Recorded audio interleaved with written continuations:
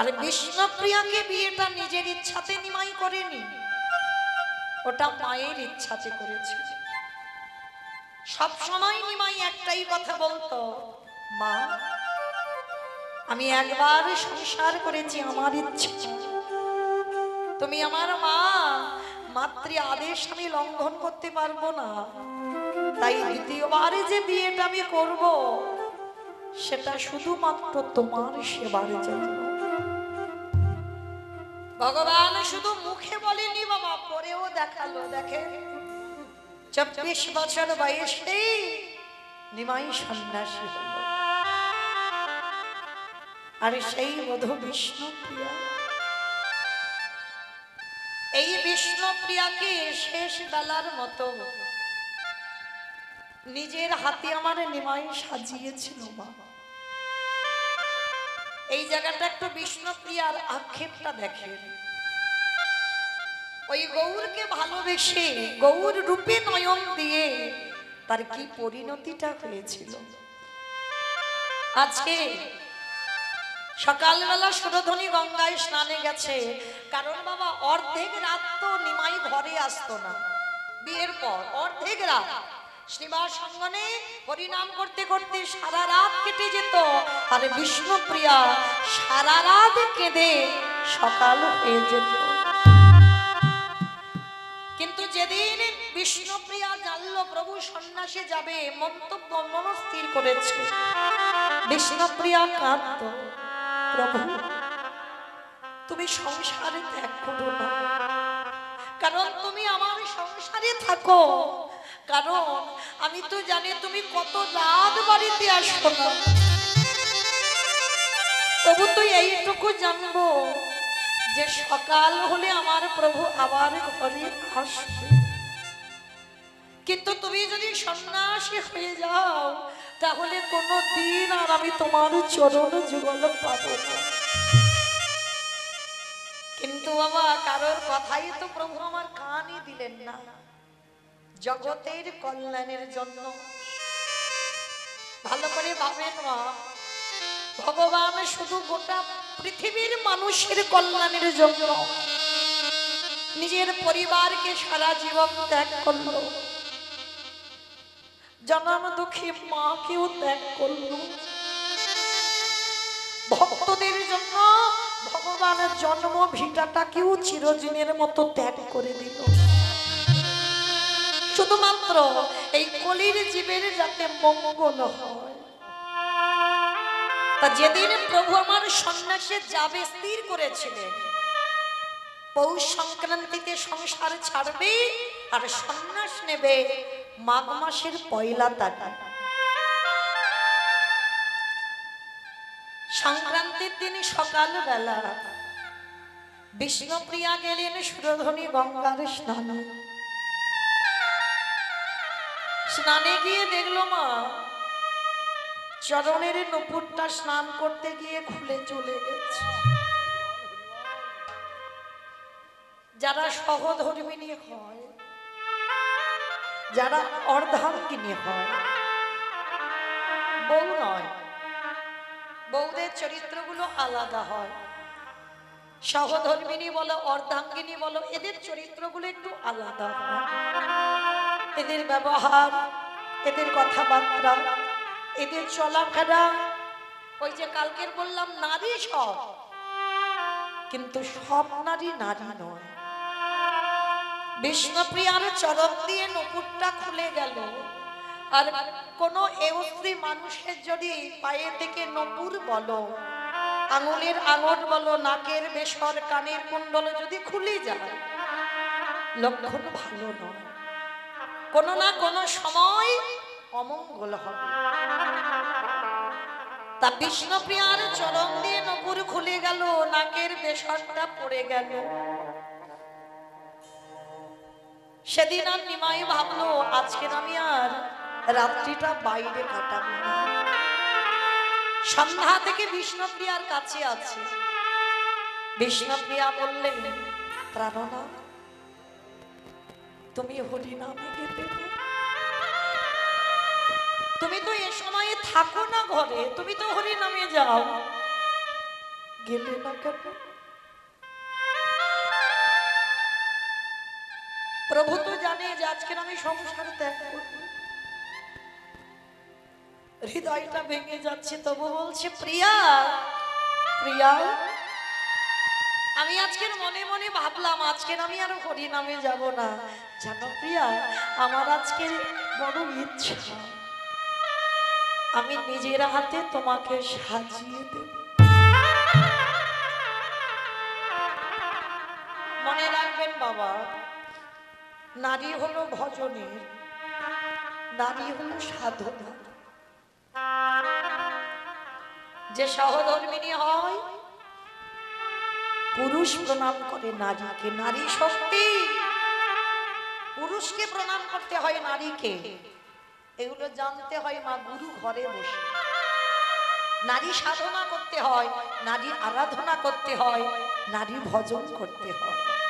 করেছিল চণ্ডী ঠাকুর রামের চরণ, করেছিল বিল্লমঙ্গল পতিতা চিন্তামণির চরণ সেবা, করেছিল জয়দেব গোস্বামী মা পদ্মাবতীর চরণ সেবা, করেছিল দক্ষিণেশ্বর কালীবাড়ি শ্রী শ্রী রামকৃষ্ণ পরমহংসদেব মা শারদার চরণ সেবা, করেছিল বিবেকানন্দ ভগ্নী নিবেদিতার চরণ সেবা।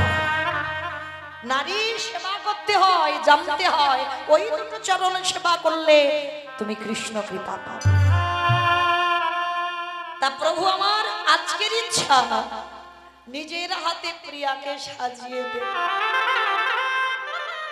বিষ্ণুপ্রিয়া কেঁদে উঠলেন, প্রাণনাথ তুমি তো কোনোদিন এমন কথা বলো না, কিন্তু আমার মনটা বড় কুগাইছে। জানো প্রাণনাথ, স্নানে গেলাম, আমার পা দিয়ে নপুরটা পড়ে গেল, আমার নাকের বেসরটা পড়ে গেল, খুঁজে পাচ্ছি না। প্রভু তো জানে যে আজকে আমি চলে যাব বলে ইঙ্গিতটা বিষ্ণুপ্রিয়া পাচ্ছে, কিন্তু নারী জাতি তো আলা ভোলা, অত বোঝে না। নিমাই বলছে দূর পাগল, ওই নিয়ে কেউ ভাবে। শোনো, সকাল হোক, সকাল হলে আমি শেখরার কাছ থেকে তোমার একটা পায়ের ওই নুপুর এনে দেব, নাকের একটা পেশর এনে দেব, তুমি চিন্তা করো না। এসো। প্রভু আমার নিজের হাতে বিষ্ণুপ্রিয়ার কপালে চন্দন দিয়ে সাজালো, নিজের হাতে সিঁথিতে সিঁদুর পরিয়ে দিল, নিজের হাতে প্রভুর আমার চাঁপা ফুল খুব পছন্দের, নিজের হাতে চাঁপা ফুলের মালা করে খোপাতে দিয়ে দিল।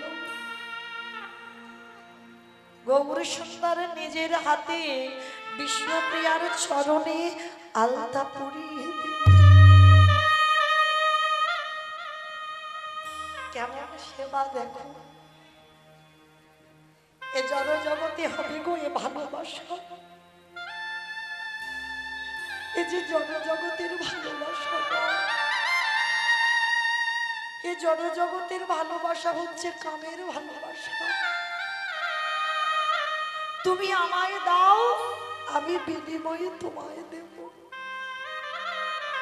প্রভু আমার নিজের হাতে বিষ্ণুপ্রিয়ার চরণে আলতা পরিয়ে দিল। বিষ্ণুপ্রিয়ার নয়ন জলে মুখ ভেসে যাচ্ছে।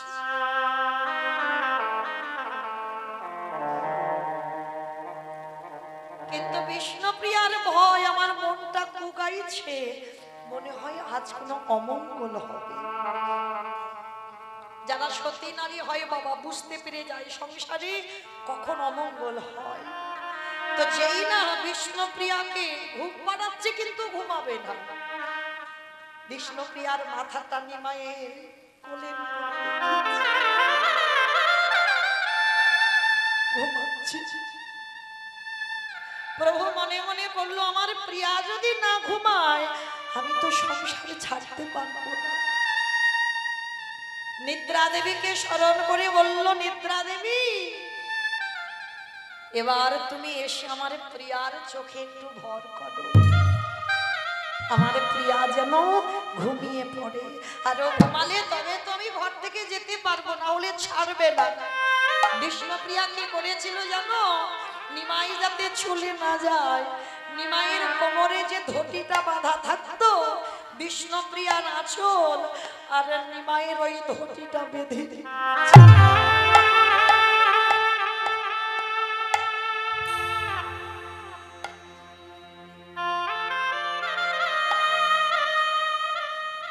কিন্তু যে জগতের নাথ হয় তাকে কি কেউ একজন ধরে রাখতে পারে? আমার প্রভু যে কারোর একার সম্পদ নয়, যে জন ডাকার মতো ডাকতে পারে, ভালোবাসার মতো বাঁচতে পারে, আমার ভগবান তৎক্ষণাৎ তার হয়ে যায়। যে জনে নয়ন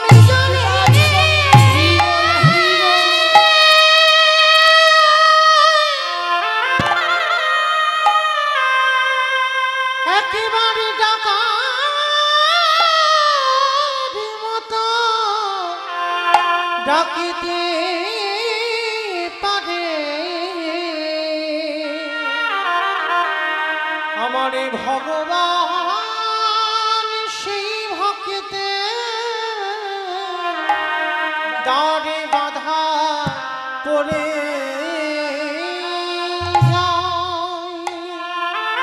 যখনই আমার বিষ্ণুপ্রিয়ার চোখে নিদ্রা এলো, ঘুমিয়ে পড়ল। ধীরে ধীরে নিমাই আঁচলটা খুলে দিয়ে, মা বারান্দায় ঘুমাচ্ছে, মাকে বলল, মা তুমি আমায় বিদায় দাও, আমি সন্ন্যাস নেব। মা না বললে তো ছেড়ে যেতে পারবে না। আর নিমাইয়ের কণ্ঠটা ছিল বাবা ঠিক কোকিলের মতো কণ্ঠ। কানের কাছে যদি কথা বলতো মনে হতো যেন কোকিল কুহু কুহু রবি ডাকছে। সচিমা ঘুমের ঘরে মনে করলো আমার কানের কাছে কোকিল ডাকছে, বলে উঠল, রে আমার নিমাই সুখের নিদ্রায় ঘুমিয়ে আছে, যা ব্রজের কোকিল তুই ব্রজে ফিরে যা। কেন বলল মা? আর কেন সেই রাত্রিবেলা শেষবারের মতো জননী জন্মভূমি স্বর্গাদপি গরিব শিবা প্রণাম করে শেষ বেলার মতো নিমাই চলে গেল নদিয়া ত্যাগ করে। কেশব ভারতীর আশ্রম বর্ধমান, কাটোয়া, কাঞ্চননগর। এদিকে বিষ্ণুপ্রিয়াও জানে না, সচিমাও জানে না। সকাল হয়ে গেল, চারিদিকে কাকপক্ষী ডাকছে, কিন্তু নিমাইয়ের দরজা খুলছে না। শাশুড়ি মা উঠে ডাকছে, বৌমা এখনো ঘুমাচ্ছ? কারণ নিদ্রা দেবী তো নয়নে আছে, ওই জন্য উঠতে পারছে না।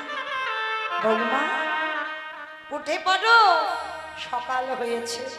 আমার নিমাইয়ের ঘুম ভেঙে ভাঙিয়ে দাও, আমার নিমাইয়ের হরিনামের বেলা বয়ে যায়, ওকে তো কীর্তনে যেতে হবে, হরিনামে যেতে হবে, দেখে দাও বৌমা। কিন্তু কে কাকে ডাকবে? নয়নে মেলে দেখলো বিষ্ণুপ্রিয়া পালঙ্কে হাত বুলিয়ে দেখছে তার প্রাণনাথ নয়। দরজাটা খুলে দিয়ে বিষ্ণুপ্রিয়া আছাড়ে খেয়ে শাশুড়ি মার চরণে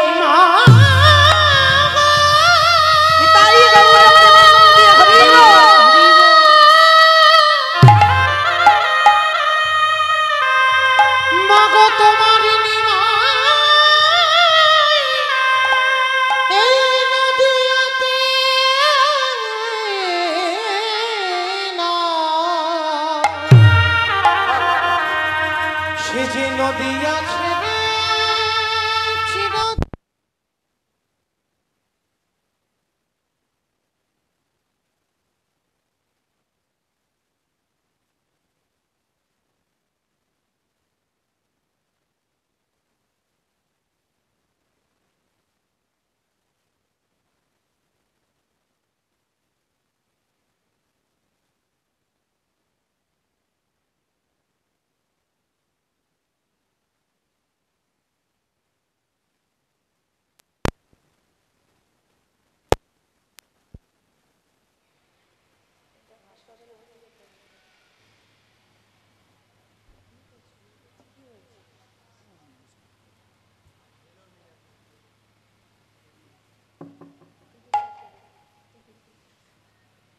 যারা নিতাই গৌর প্রেমানন্দে হরি বল হরি বল হরি বল।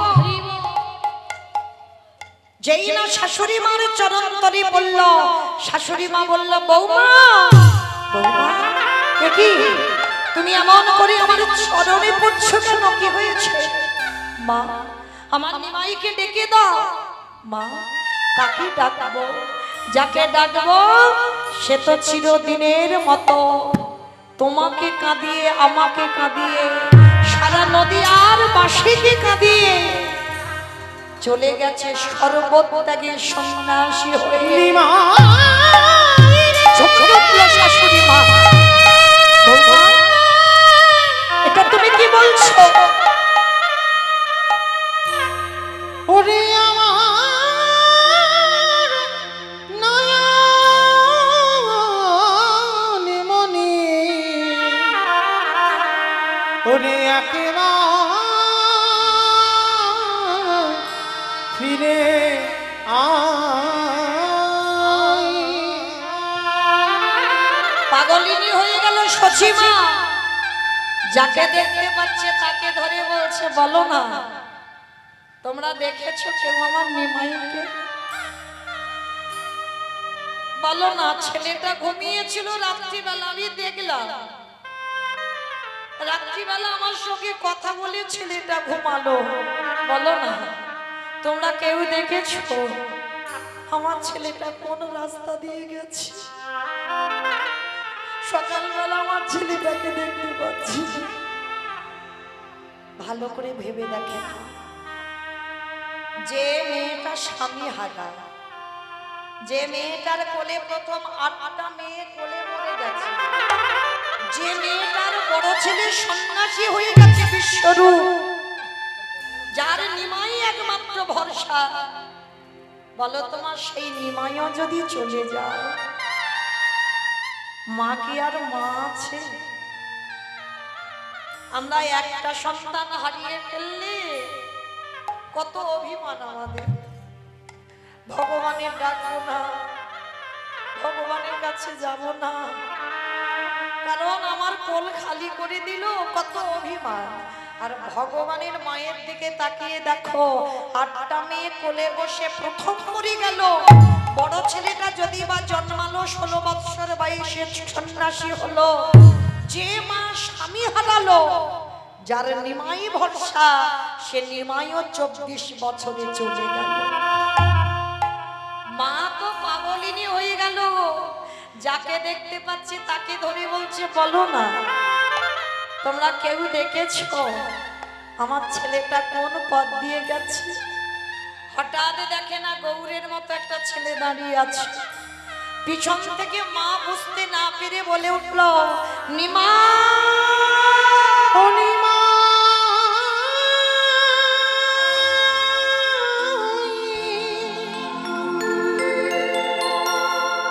একেবারে দাঁড়ালে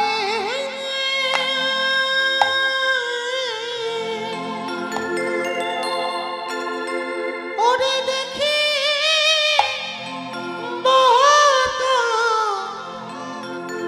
তোমারে নিমাই দাঁড়ানি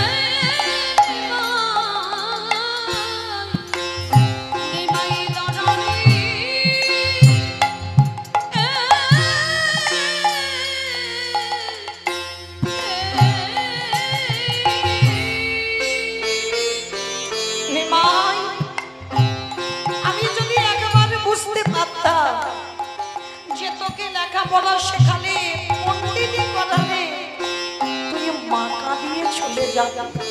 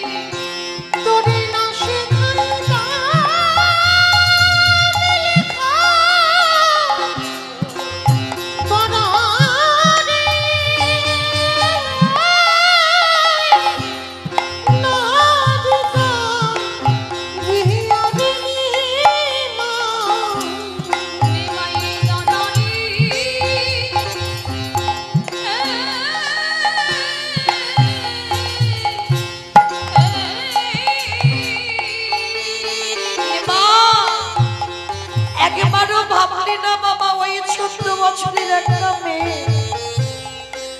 এইটুকু বয়সে স্বামী হারিয়ে সে যে আগুনের মতো দাউ দাউ করে জ্বলছে। ঘরের বধূ বিষ্ণু প্রিয়া রে,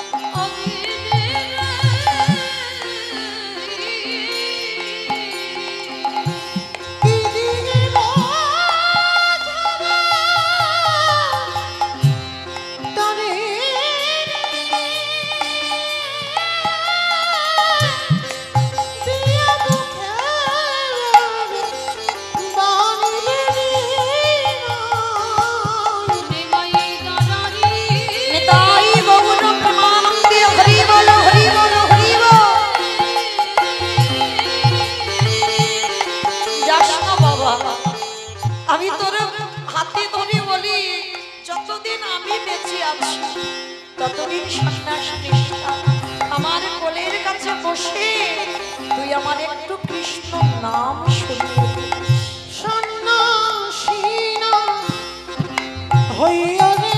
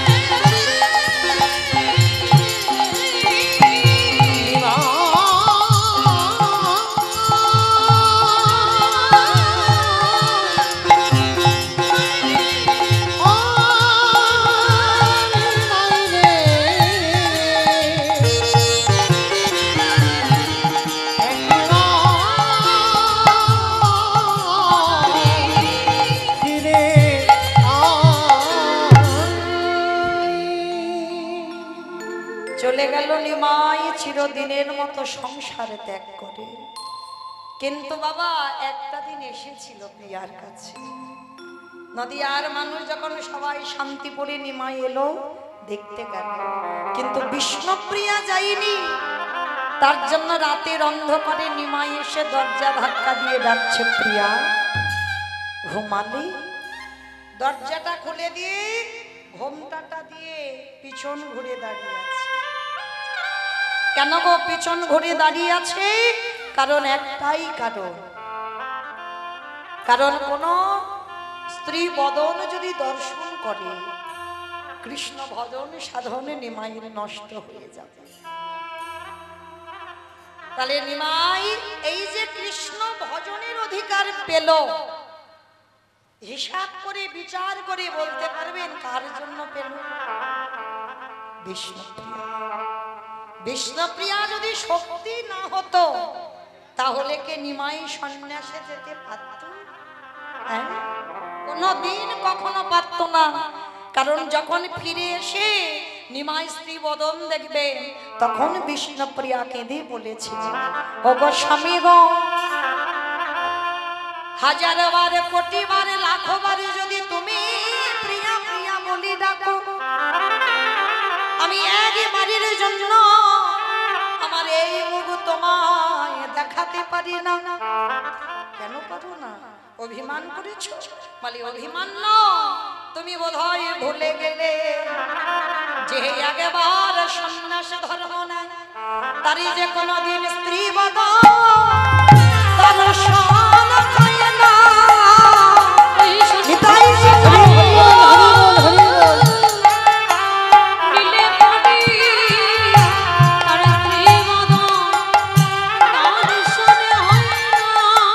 বলি কৃষ্ণ ভয় বিফল হয়ে যা,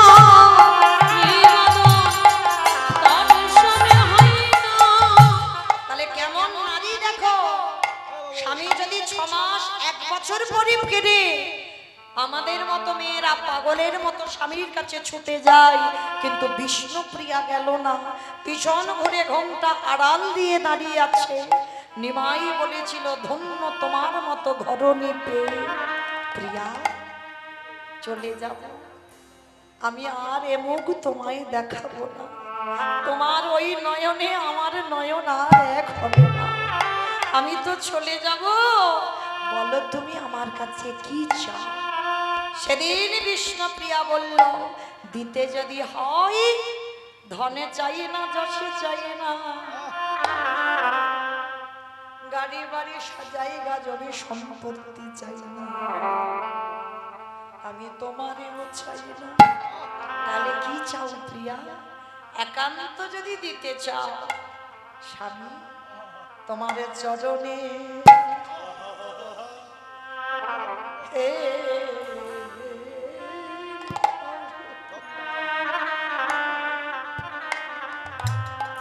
তুমি আমার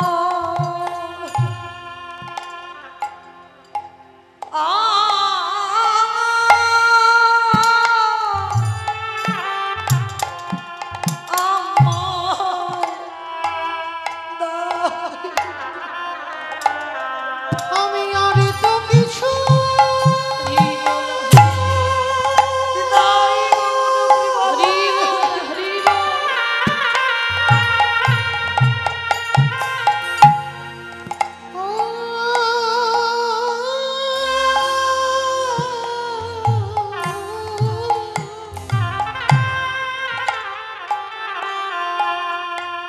আমি আর তো কিছু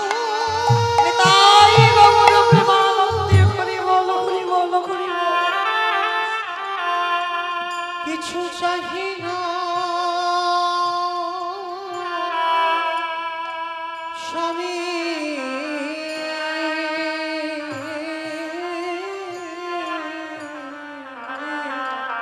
তোমার চরণে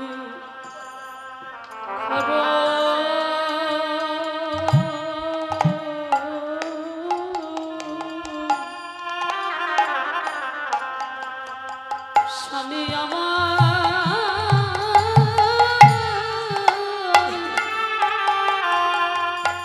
আমায় দাও,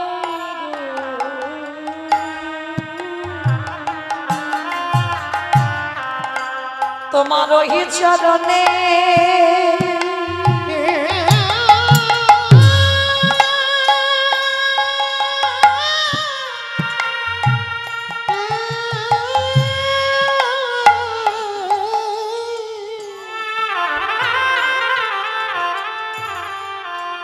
তোমার ওই চরণে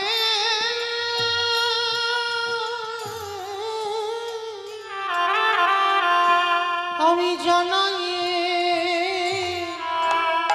রাখিলাম, তোমার চরণে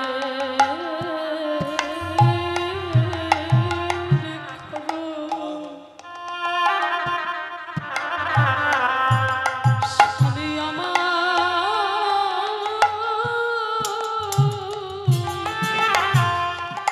আমায় দাও,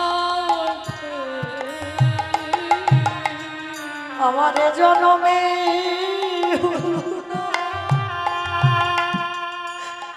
আবার যদি কোনদিন আমার জনম থেকে থাকে, আমার যদি জনম থেকে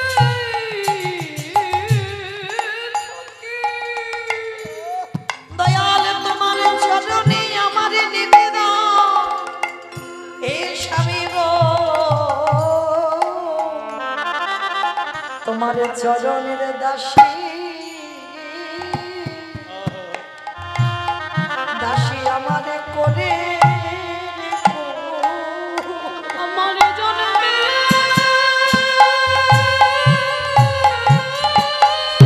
নিতাই হরি বল, হরি বল, হরি বল।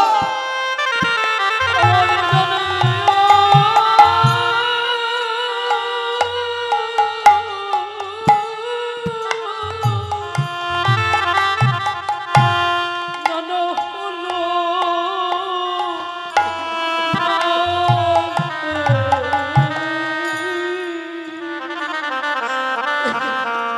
তোমার চরণে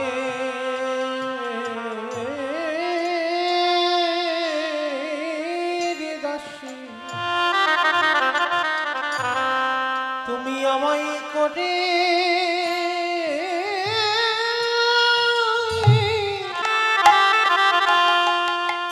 কোহরে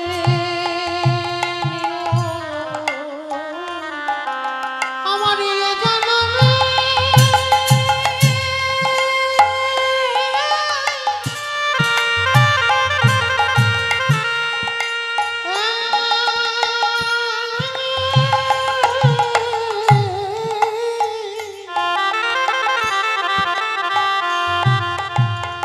আমার এই জন্মে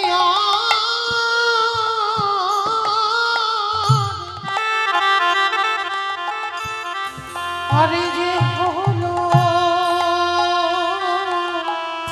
না স্বামী, নিতাই গৌর প্রেমানন্দে হরি বল।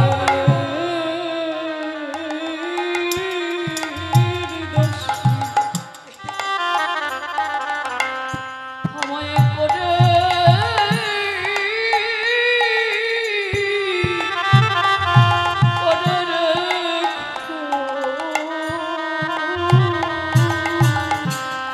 শুধু এ জন্মে না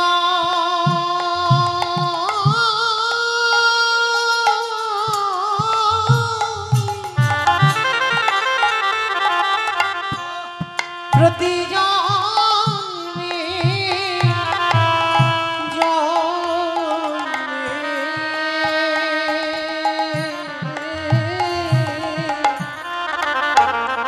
তোমার চরণে রহস্যে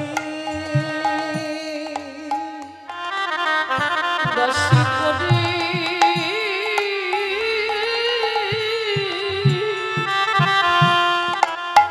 রেখো।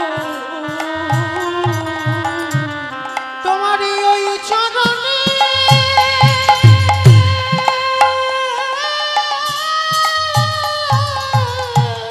নিতাই গৌর প্রেমানন্দে হরি বল। তোমারই ওই চরণে আমি জানাই রাখিলাম। তোমার চরণে দাসী দাসী করে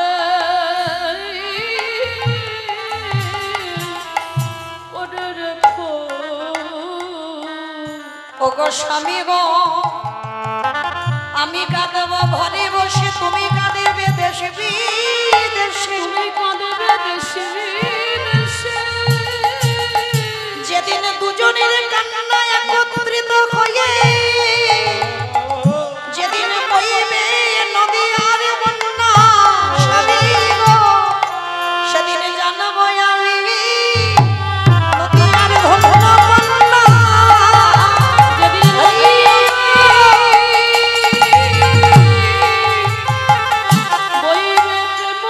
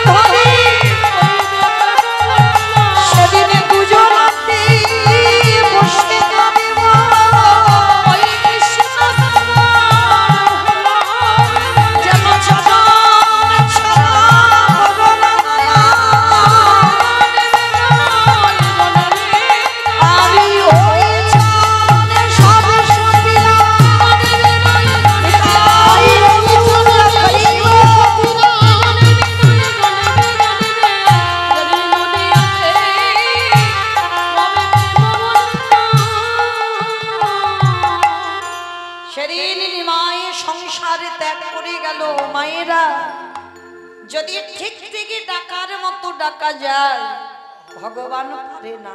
ঠিক ভক্তির দ্বারে ছুটি আসতে বাধ্য হয়। আমরা ভালোবাসতে জানি না, ভজন করতে জানি না, তাই তো ভগবান কোনোদিন ভক্তের ডাকে আসে না। কিন্তু মনে রেখো মা, ভগবান ভক্তের বোঝা মাথায় বয়ে বেড়ায়। গীতার শ্লোক আছে না, অনন্য চিন্তয়ন্ত মাং যে জন পর্যপশ্বতে তেষ্টা নিত্যাভিযুক্ত নাম যোগক্ষেয়ম বহম বহম। এই যোগক্ষেয়ম বহম বহম মানে ভক্তের বোঝা ভগবান মাথায় করে বয়ে বেড়ায়। প্রমাণ আছে, ভালো করে শুনবেন মা। এক ভক্ত ছিল বাবা, স্কুলের হেডমাস্টার। স্কুলের হেডমাস্টার ছিল, কিন্তু ওই শিক্ষা ভাগবতের দশম স্কন্ধ, আর দশম স্কন্ধ পাঠ করলে বাবা এই নবম স্কন্ধ পর্যন্ত ভক্তদের চরিত্র আছে। ধ্রুব চরিত্র, প্রহ্লাদ চরিত্র, অনুবারিষীর চরিত্র, অজামিলের চরিত্র, পরপর ভক্তদের চরিত্র পাবে। কিন্তু এই দশম স্কন্ধ থেকে ভগবানের কৃষ্ণ লীলা, রাসলীলা বর্ণনা আছে দশম স্কন্ধে, খুব কঠিন। তাই এবার সে স্কুল মাস্টার কি করবে বাবা, ভাগবত পড়বে ওই দশম স্কন্ধ। আর সকাল ভোর ভোর উঠেছে, স্নান করে ঠাকুরের কর্ম করে। আর সেই দিন স্কুলে বাবা ইন্সপেক্টর আসবে, মানে স্কুল পরিদর্শন করবার জন্য। স্কুলটা কিভাবে চালাচ্ছে হেডমাস্টার, কোথায় কি অসুবিধা আছে দেখবার জন্য স্কুল পরিদর্শনে আসবে। তা সেদিন তার হেডমাস্টার কি করেছে, তার স্ত্রীকে বলে দিয়েছে, গিন্নি আমি ঠাকুর ঘরে ভাগবত পড়তে বসছি, তুমি সময় মতো আমার একটু ডেকে দিও, কারণ আমি যদি পাঠ পড়তে করতে ঘড়ি দেখতে ভুলে যাই, আমার স্কুলে যাওয়া হবে না। ভগবানের নাম ভজন করলে তাদের কি গতি হয় দেখো, ভগবানকে ভালোবাসলে তাদের কি দশা হয় দেখো। তো সেই স্কুল মাস্টার ভাগবত পড়তে পড়তে বাবা এমন ডুবে গেছে ভাগবতে, সে স্কুলের টাইম চলে গিয়ে বাবা বিকাল গড়িয়ে গেছে। আর ওদিকে বাবা স্কুল পরিদর্শনে বাবা ইন্সপেক্টর চলে এসেছে। তা ভগবান মন্দিরে বসে বসে ভাবছে, আহা দেখেছে আমার ভক্ত আমার লীলাতে একেবারে ডুবে গেছে, খেয়াল নেই স্কুলে যেতে হবে। ভক্তের কাজ আমি একটু নিজে হাতেই করে দিয়ে আসি। আমারে ভগবান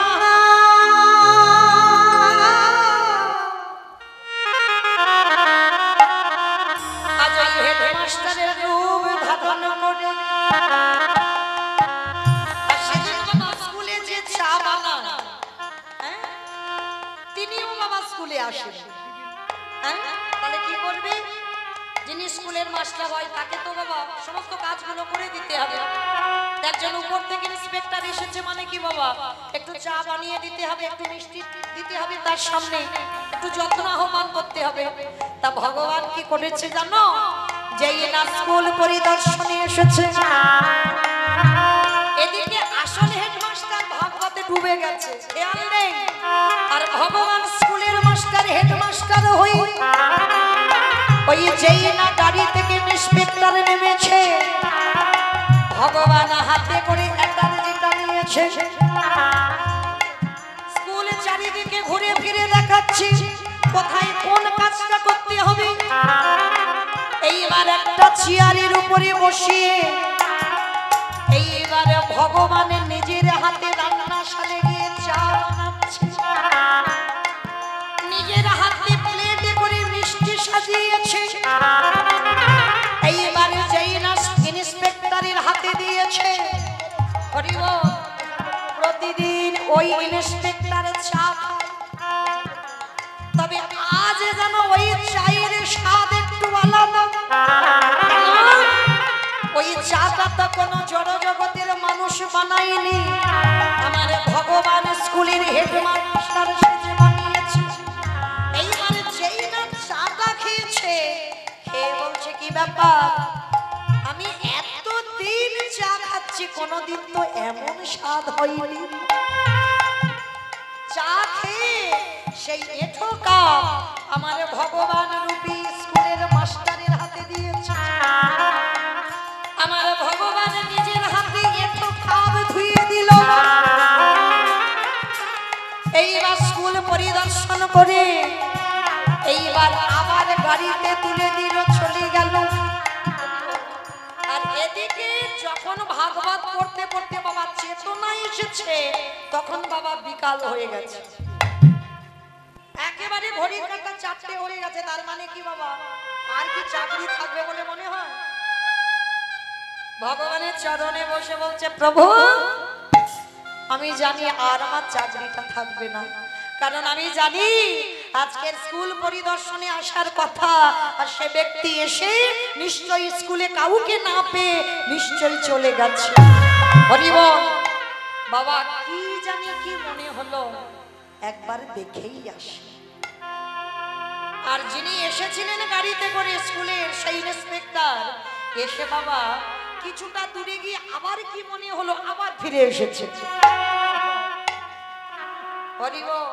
আর আসলে হেডমাস্টার এসে একেবারে ষষ্ঠাঙ্গে চরণে পড়ে গেছে।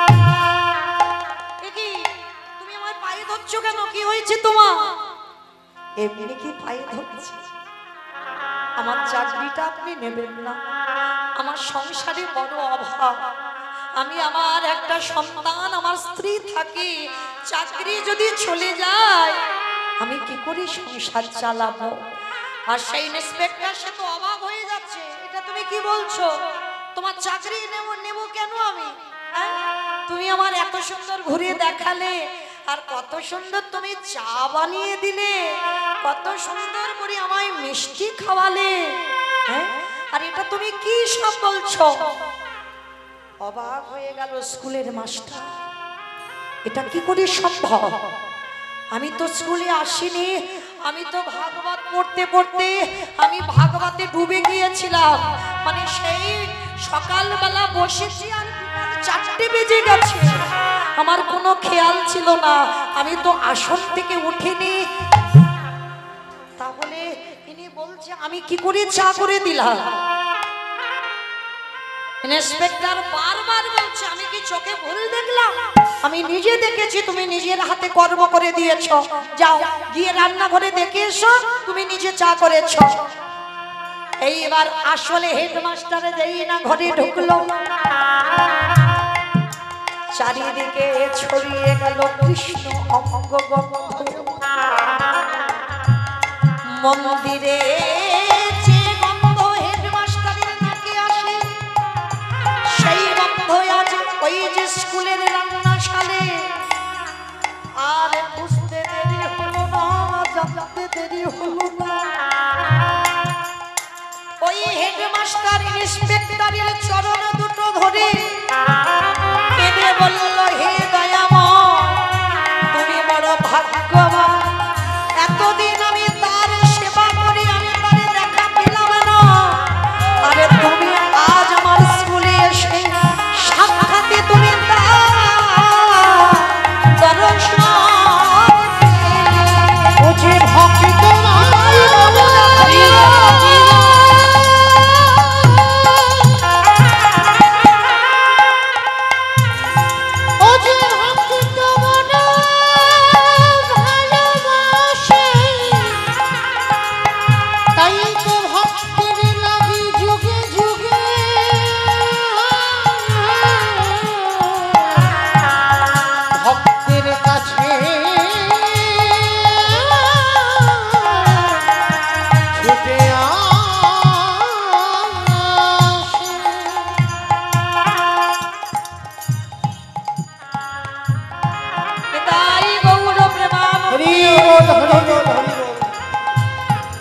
জগৎ সংসার মাঝে ভগবানের জাতির বিচার করে না, জাতির ভেদাভেদ করে না। এই জগতের সংসার মাঝে ভগবানকে যদি ডাকার মতো ডাকা যায়, আমার ভগবান যুগে যুগে ভক্তির কাছে ভক্তি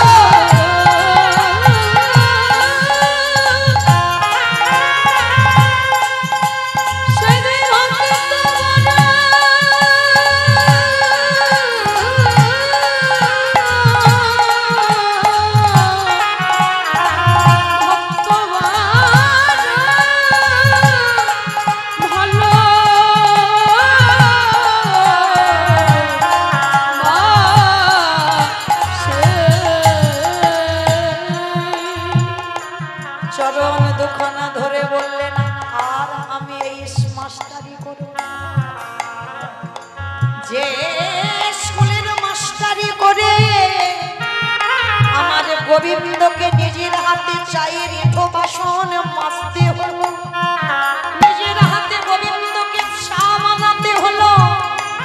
আমি আজকে থেকে এই চাকরি করব না, আমি সংসারে ত্যাগ করে আমি চলে যাব মধু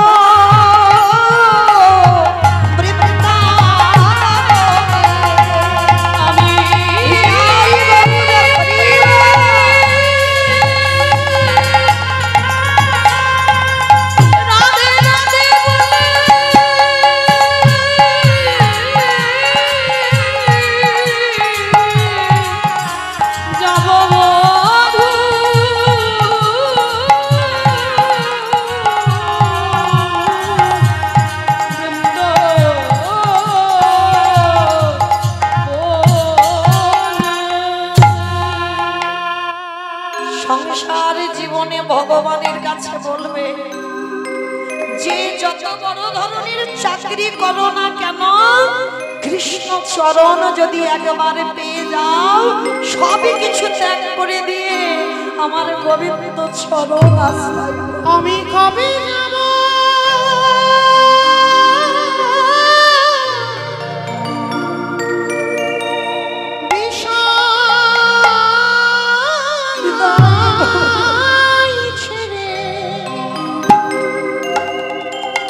ওই মধুর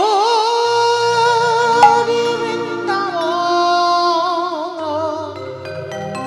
আর ভালো লাগে না প্রভু কৃষ্ণ নামে কাঁদবে কামে তোমার চরণ আমার পোড়া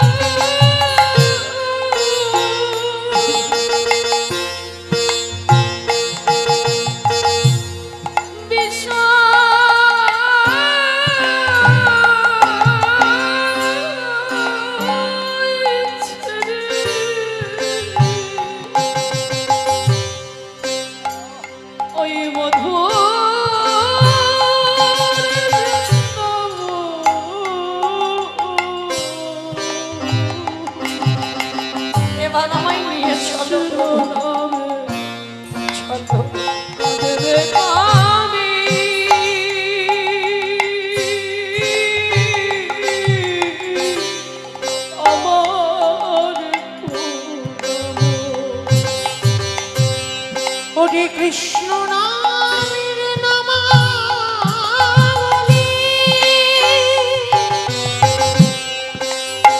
পড়িবা কবিবা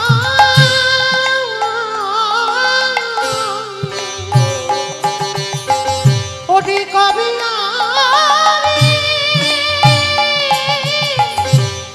প্রাণী জোড়াও গিয়ে মথুরা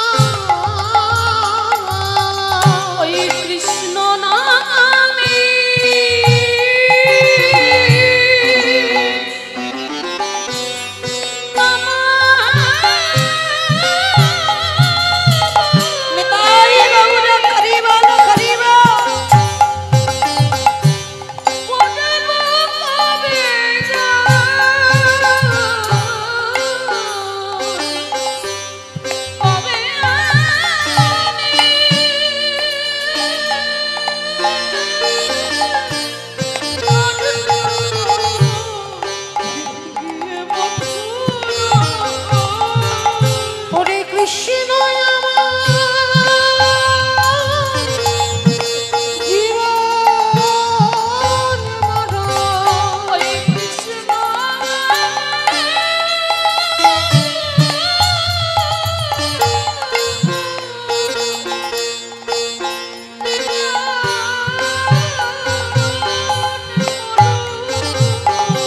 কবে পাব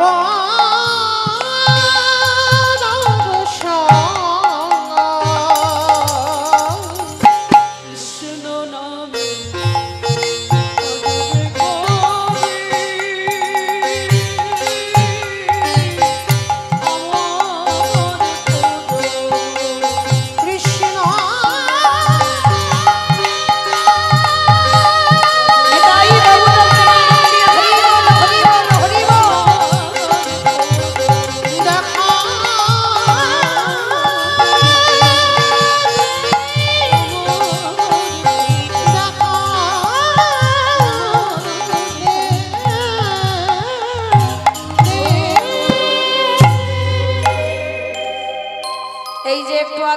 মুসলমান ভাই এলো না, এইরকম একটা মুসলমানের ছেলে শুনেছিল বাবা একজনের মুখে ভগবানের হাতে বাঁশি আছে, মাথায় চূড়া আছে, গলায় বনফুলের মালা আছে, পরনে ধুতি আছে, ধুতি আছে, চরণে নূপুর আছে।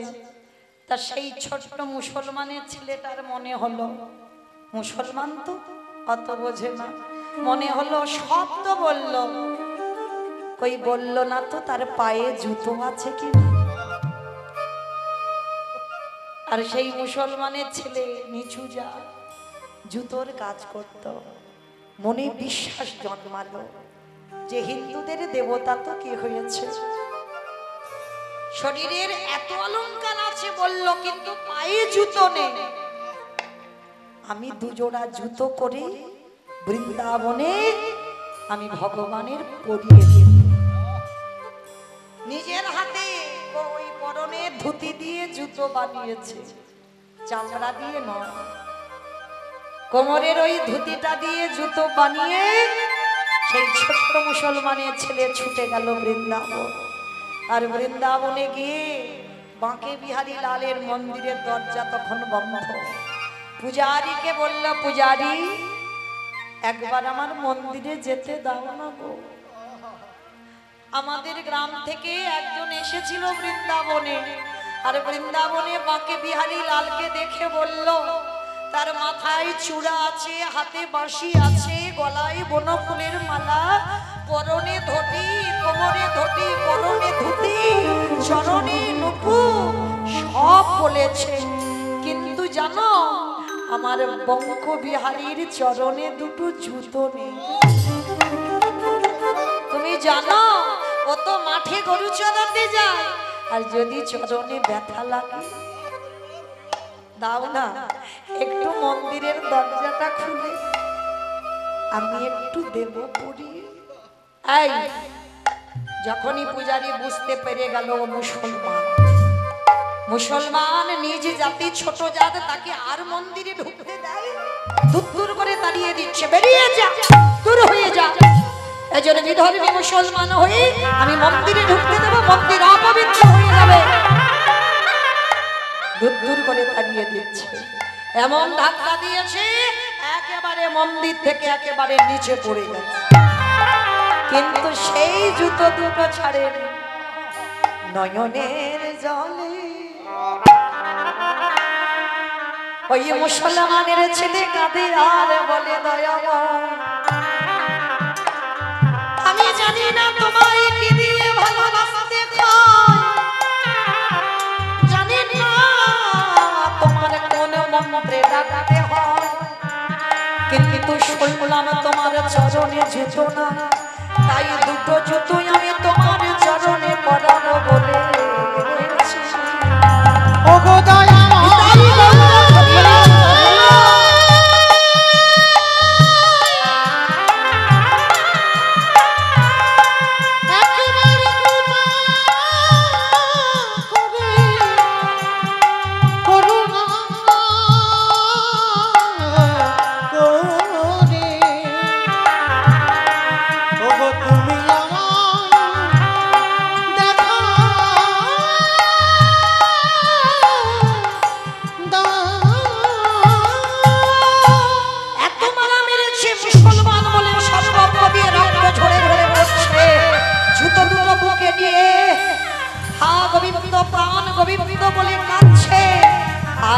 মন্দিরের বিগ্রহ থাকতে পারে, ভগবানের জাতি বিচার হয় না, কে মুছি সুচি বিচার করে না। মন্দিরে পাথর রূপ ত্যাগ করে বন্ধু হয়ে ছুটে এলো সেই মুসলমান ভক্তের কাছে। কে রে এমন করে কাঁদছিস, কে গো তুমি? একবার আমার মন্দিরে একটু যেতে দেবে গো, আমি এই জুতো দুটো পরিয়েই চলে যাব। এই মন্দিরে যেতে দেয়নি তো কি হয়েছে, তুই আমার পায়ে পরিয়ে দে। তাহলে কেন? মুসলমানের ভক্ত বলছে, কেন তোমার পায়ে পরাবো? আমি তো মন্দিরে আমার এই গোবিন্দকে পরাবো বলে এনেছি, তোমার পায়ে নয়। বলে আরে বাবা, তোকে তো মন্দিরে ঢুকতে দেবে না, ওই জন্য আমার পায়ে পরিয়ে দে, একই কাজ হবে বলে না। একান্ত যদি তুমি আমার হাতে জুতো পরতে চাও, সেই রকম ভাবে হাতে বাঁশি, মাথায় চূড়া, গলায় বনফুলের মালা, চরণে সোনার নূপুর, তুমি সেইভাবে আমার সামনে একবার দাঁড়াও, তারপরে এই জুতো তোমার চরণে পরাইয়ে দে।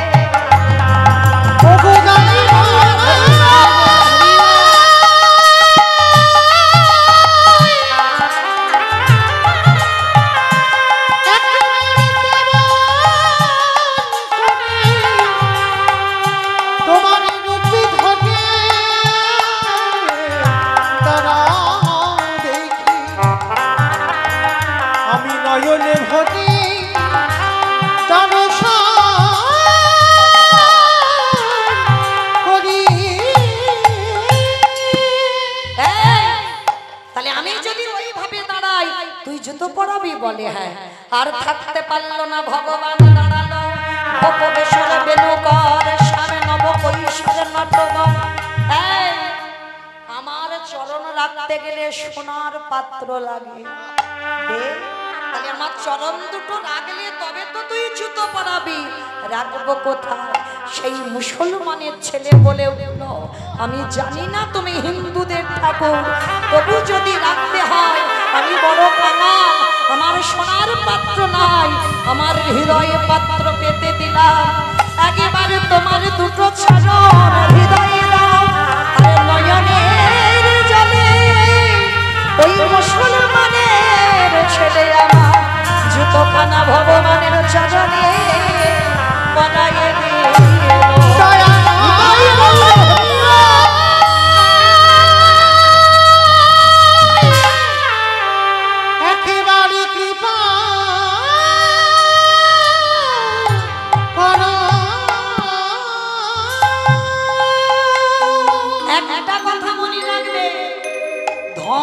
সম্পত্তি থাকলে তাদেরকে ধনী বলে না, তাহলে ধনী কাদের বলবে? শুধু ধন থাকিলে হয় না ধনী, কৃষ্ণ ধন জান নাই হিয়া, কেবা কেবা গরিবী বোঝা বড় গায়ে। শুধু ধনে থাকিলে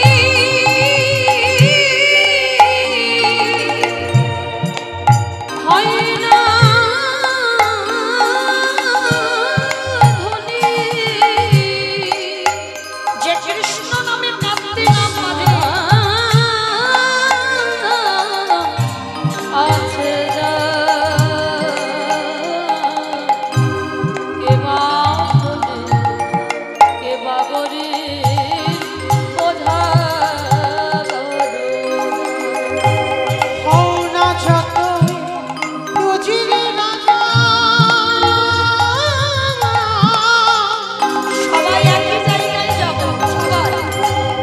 শ্মশানে ঘাটে একই সাজা,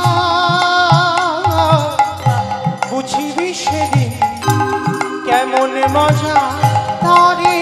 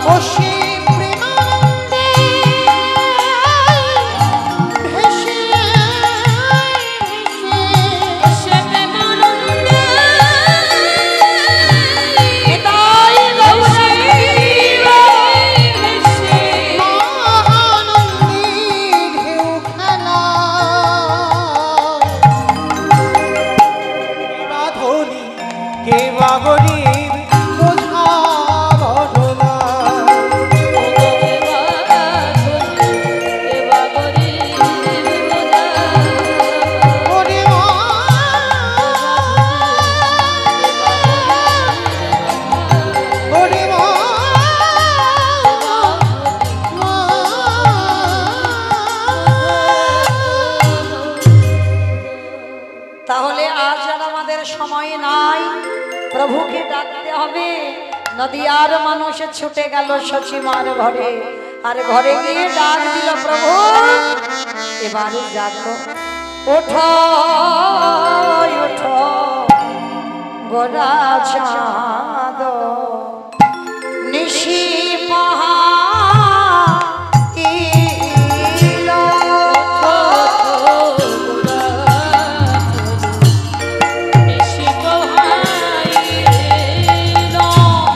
নদিয়ার লোক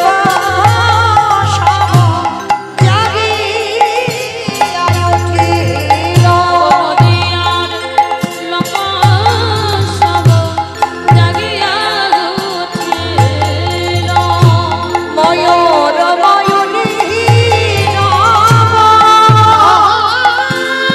কোকিলের ধ্বনি, ময়ূর ময়ূরী নাম, অবপদ সুখে নিদ্রায় গৌর গোমনে।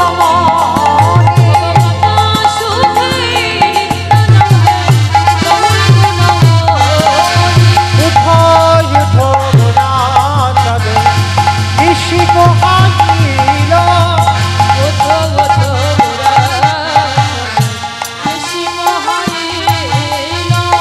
ওঠো নয়ন ভেলা, আর কমল প্রকাশ, ওঠো নয়ন ভেলা,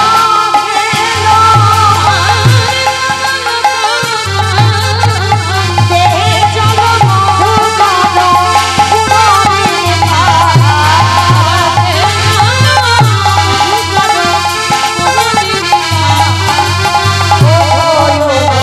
গোরা চাঁদ, নিশি পোহাইল।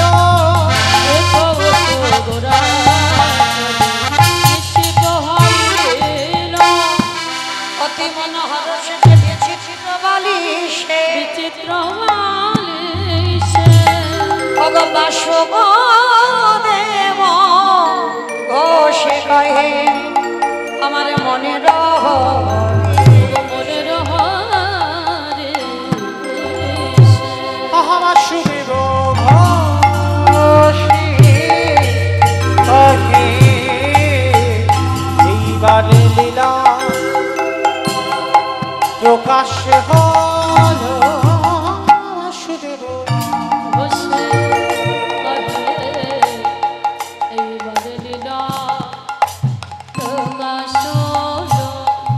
বাসুদেব ঘোষে কহে, এইবার লীলা প্রকাশ হল। বাসুদেব